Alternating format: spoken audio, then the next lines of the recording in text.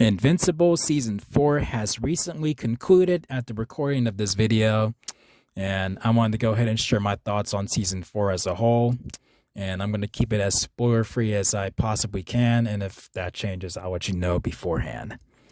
But yeah, Season 4, just like the previous seasons, is a lot to unpack, a lot of great storytelling, even from what I didn't know beforehand that they added to the show as opposed to what the source material didn't have, that they added to the show to add more meat to the bone. And from what I'm hearing in comparison, like when with certain episodes, I'm like, yeah, that more adds more to the story, that for us to invest into.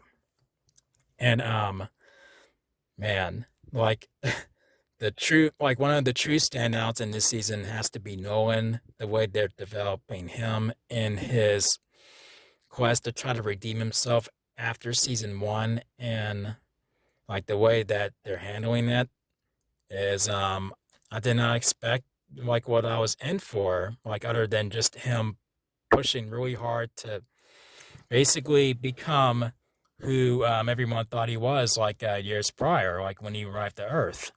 And there was like still a part of him was very much there, but there's this other part that is fully dedicated to Viltrum and to being a Viltrumite. And so yeah, and it's interesting that both sides to his character, like both of basically the world he had before and the world he had after,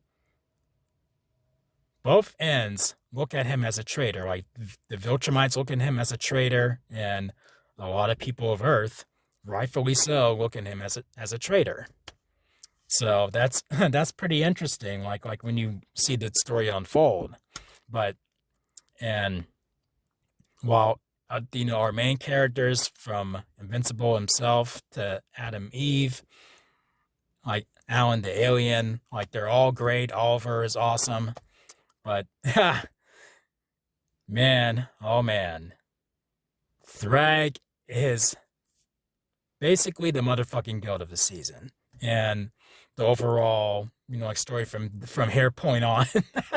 He's like that final boss that you reach to a video game that you're gonna have a hard time defeating.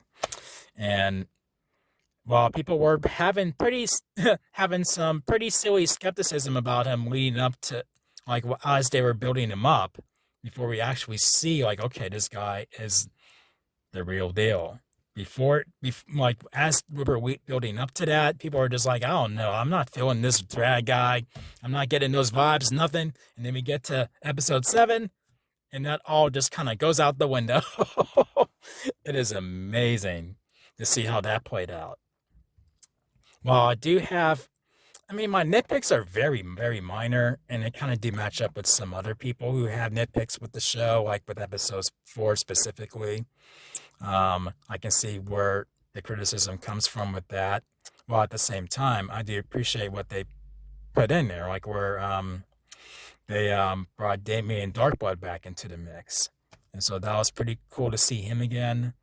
But yeah, it was pretty filler. Like it pulled away from the overall story that they were adapting, which is the Viltrumite War. And yeah, some part of me was like, yeah, can we kind of get back to, like leading up to Thrag and the Viltrumite War and stuff, but still, it was still, pretty cool to see. And, man, oh man. And then I can see why people would say the finale is the weakest of the 4, but, I personally need to let it marinate a little bit before I kind of see if I agree with that or not, but I do see why people are saying that. Personally, like the way I feel right now, I feel like episode 7 would have been a solid finale, and then the actual finale would have been a good way to start off season 5. But still, where they left off here, the way they unpacked everything, like from the aftermath of episode 7, like that was done really, really, really good, and it does leave you speculating, like, okay, so what's going to happen here? comic book readers know what's going to happen, but people who don't know and choose not to find out what happens from the comics, they're just speculating like, well, so what are we in for? But yeah, like this episode, well, this season did not miss a beat. Like nitpicks didn't even temper that for me personally. I thought, like it has a lot of replay value there.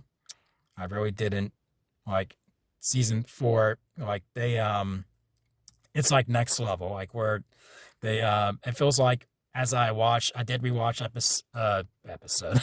I did rewatch seasons 1, 2, and 3 before season 4 dropped. So I feel like they keep topping themselves, like from each season. Like oh, was really good, and that's saying a lot because damn, I keep saying episode. Season 1 is very, very solid, especially when I rewatch it. It just gets better and better as I rewatch it. Season 2 is no exception. I feel like season 2 might be slightly like below on the ranking at the moment, but season 3, man, what a solid I almost said it again. What a solid season from start to finish. Season 4 is, they take it to the next level with that, and I feel like season 5 will not be any different. So yeah, I gotta give season 4 probably a 9.5 out of 10. Definitely a solid season. If you're not caught up, get caught up. All episodes are on Amazon Prime. Get watching it. If you like Invincible, I feel like you will love this season. And yeah, feel free to tell me your thoughts on season 4, and where do you rank all 4 seasons so far? I mean, feel free to tell me in the comments and tell me what your favorite parts were with season 4. So yeah, I mean, well, let's talk in the comments. So till next time, I'll see you guys in the next video. Make sure you subscribe on your way out if you haven't done already. Notification bell, you know the drill. So until then, peace out, guys.